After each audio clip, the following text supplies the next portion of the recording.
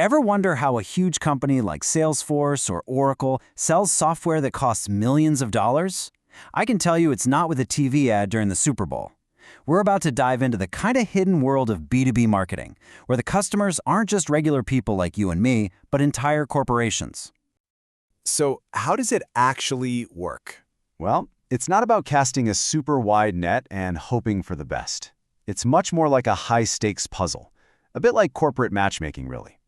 The goal is to find and connect with that one perfect person inside a company of thousands who has the power to sign off on a massive deal. And the timing? Oh, the timing has to be absolutely perfect. It really is a science.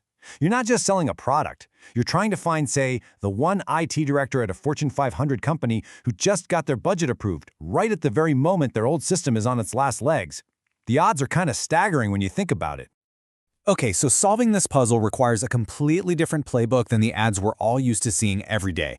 Let's start by breaking down exactly why it's such a different ballgame. Think about it like this. When you buy a new pair of sneakers, that's B2C, or business to consumer. The audience is huge, the decision is often emotional, like, ooh, I like how those look, and it happens fast. B2B, business to business, is the complete opposite. The audience is tiny, super niche, the decisions are totally logical, based on things like return on investment. And the sales cycle, it can take months, sometimes years, and involves a whole committee of people from different departments.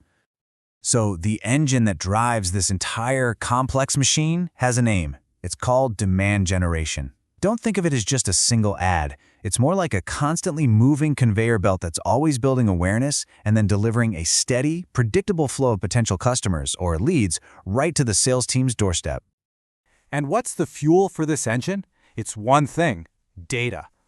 Before you can even think about what to say, you have to know exactly who you're talking to. This isn't about shouting into the void. It's about whispering in just the right person's ear. So first, the whole market gets sliced and diced into these manageable pieces. This is called segmentation.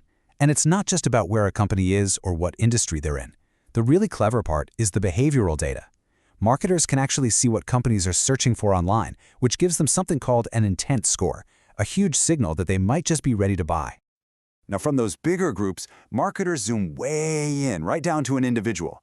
They create what's called a buyer persona, which is basically a detailed, almost fictional profile of their perfect customer. Are they targeting a chief information officer who's worried about cybersecurity? Or maybe a project manager who's struggling with team efficiency? Each of those personas gets a completely different message tailored to their specific problems. And this isn't just creative guesswork. It's all backed by cold, hard data. Analytics are constantly running in the background, showing who's actually clicking and responding. This lets marketers refine their aim over and over again. The more data they get, the sharper and more precise their targeting becomes. All right, so you know who you're talking to. Now for the next big piece of the puzzle. What on earth do you say to them? Well, the message is never, ever one size fits all.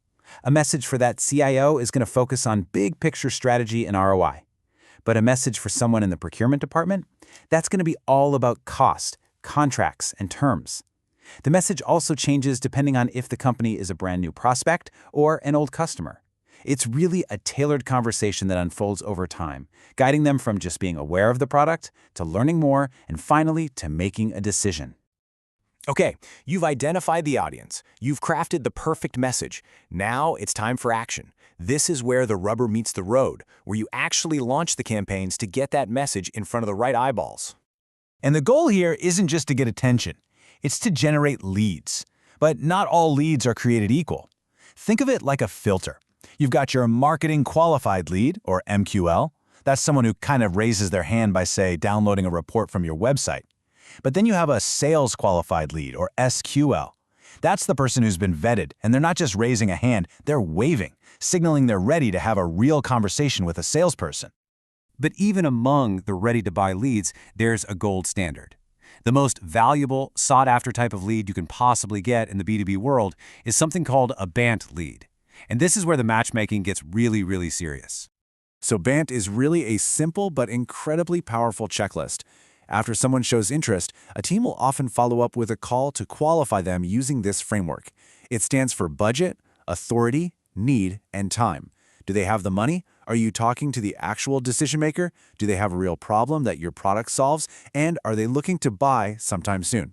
If a lead checks all 4 of those boxes, bam, that's a hot lead, ready to be passed straight to the sales team. So how do all these perfectly tailored messages even find the right people? Well, a lot of the time, it's through something called programmatic advertising. Have you ever wondered why you search for some specific work software, and then for the next week, ads for that exact software seem to follow you all over the internet? Yeah, that's this. It's a totally automated, data-driven engine that buys and places ads in real time. And its power in the B2D world really comes down to 3 things. First, precision. It can target super specific job titles in really niche industries. Second, efficiency. It's all automated. No humans have to sit there buying ads. And third, reach. It's everywhere, across the entire internet, on every device. And I guarantee you've seen all of these formats. Display ads are those classic banner ads you see on websites. Video ads are the ones that pop up before that YouTube tutorial you're trying to watch. And native ads? Well, native ads are the sneakiest of all. They're designed to look just like the regular content on a site, so you almost don't even realize you're looking at an ad. Now, while these ads can pop up just about anywhere, one platform is the undisputed king in the B2B world, LinkedIn. And this number right here is exactly why. There are over 90 million senior-level influencers and decision-makers on that platform. For B2B marketers, that's not just a social network, it's an absolute goldmine for reaching exactly the right person in a professional context. Okay, so you've done all this work. You've found the audience, you've crafted the perfect message, you've launched the campaign. But how do you know if any of it is actually working? And that brings us to the final and maybe most important piece of the puzzle: measurement. In digital marketing, every single action is tracked. It all starts with the click-through rate, or CTR. Pretty simple. Are people who see the ad actually clicking it? Then comes cost per click, or CPC. How much are we paying for every one of those clicks? And finally, the bottom line, cost per lead, or CPL. When you add it all up, what was the total cost to get one potential customer in the door? Because ultimately, it all comes down to this: proving that the marketing actually worked and was worth the money.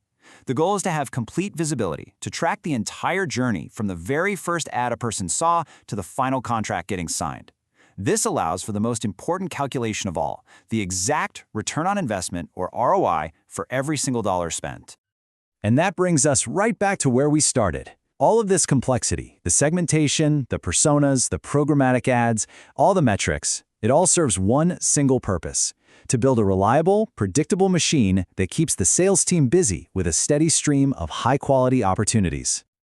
So the next time you're browsing the web and an ad for a very, very specific piece of work software starts following you around, you'll know it's no accident. It's the final step in a complex, data-driven hunt. You didn't just stumble upon an ad, you've been identified.